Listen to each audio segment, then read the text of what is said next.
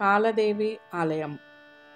కాలదేవి ప్రపంచమంతటా ఏ ఆలయం అయినా పగటిపూట తెరిచి రాత్రిపూట మూసివేయబడుతుంది.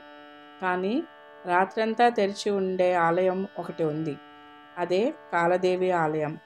మానవులు అనుభవిస్తున్న చెడు సమయాన్ని మంచి సమయంగా మార్చగలిగే కాలదేవి దేవతను ప్రార్థిస్తే చింతలు పరిష్కారం అవుతాయని, ఇబ్బందులు తొలగిపోతాయనేది భక్తుల నమ్మకం.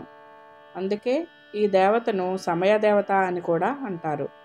కాలదేవి దేవత విగ్రహంలో 12 రాశిచక్ర, 27 నక్షత్రాలు మరియు నవగ్రహాలు ఉన్నాయి.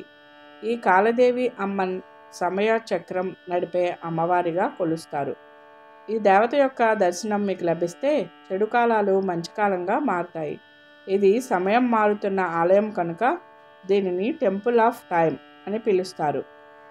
కాలదేవత ముందు 11 సెకండ్ల పాటు నిలబడి ప్రార్థించడంతో మానవుల యొక్క చెడు కాలాలు పోయి మంచి సమయాలు అవుతాయని ఆ దేవత ఆశీర్వాదం లభించిన భక్తుల మాట.